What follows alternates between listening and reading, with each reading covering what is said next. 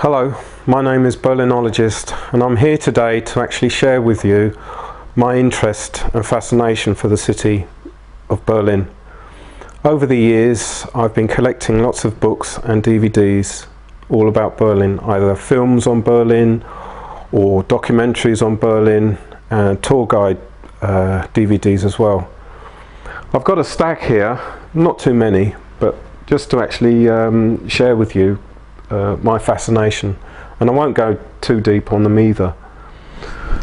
The first one I've got is a book called The Last Battle, written by Cornelius Ryan. He wrote The Longest Day and A Bridge Too Far. This book, however, was never made into a film, but I hope one day that it may be. I read this book 25 years ago, and this actually got me really fascinated with the city and what the people that lived there went through because of the bombing, the daylight raids during World War II and the night raids, and plus the Russian attack, the bombardment they had of artillery, and of course the taking of the city, which I think was about in 7 days or so. The women had to actually clear up the city after the war was over, and they were known as Trümmerfrauen. Trümmerfrauen means rubble women. That was because they were left with the responsibility of clearing up the rubble by hand. Because their menfolk were either dead, wounded, or in prisoner of war camps, they had to do it themselves. I've got a picture I want to show you. There's lots of pictures here, but this particular one I want to show you of this elderly man here, and this can only describe as maybe a sergeant or a corporal or something like that, and it can show you how desperate it really was at the end. And I think history sort of clouds over how bad it was at those times, how desperate it was when Hitler was hiding away in his bunker, and all those that are, I can't even say the word now, those that were above ground had to fend for themselves as best they could. So there's no electricity, no gas, no running water, and they just had to do as best they could with as little as they had because of the food shortages and so on and so forth. This is called The Last Battle, and I highly recommend that you read it. I think it's still published. If not, it should be easy to find on eBay or Amazon.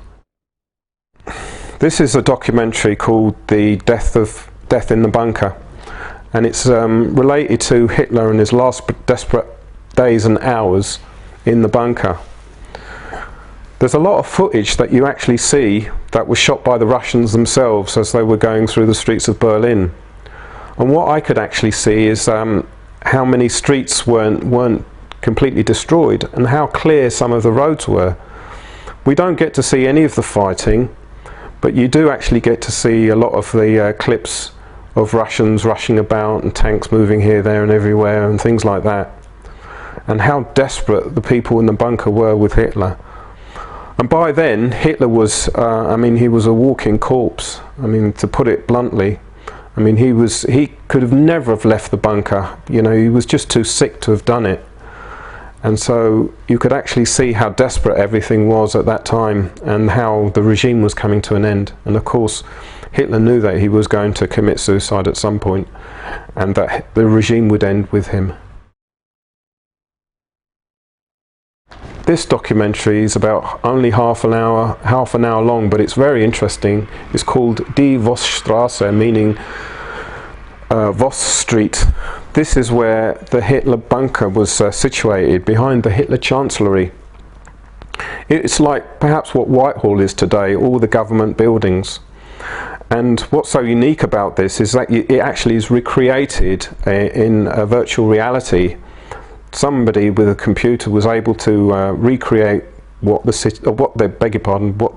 street looked like, and you actually got to see the Hitler Chancellery as it was at the time.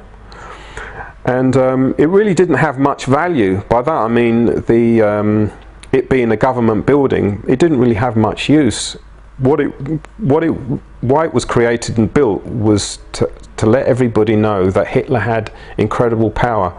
If he said he wanted something done, it would get done.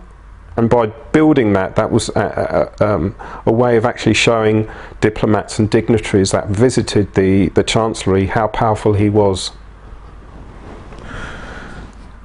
The next DVD I've got is Flashpoint Berlin from 1957 to 1963, and it's done by ITN, called Roving Report.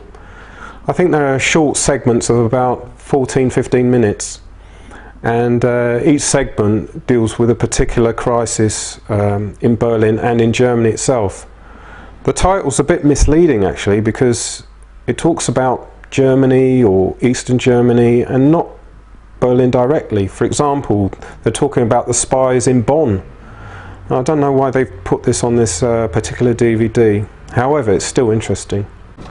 This documentary, The Berlin Wall, lasts for 53 minutes, and it's a retrospective. By that I mean it was shot maybe 2 or 3 years ago, and you can buy this really easily on Amazon or get it on eBay or play.com. I highly recommend you actually getting this, because it actually goes through all the different forms of wall that was built. The first wall wasn't a wall at all actually, it was barbed wire. The second version of the wall is really unique because it was created by these slabs of concrete, and then they had these breeze blocks going on top, and then on top of that they had the barbed wire. It actually talks about escapees too and how it was like at that time. Highly recommended, this one.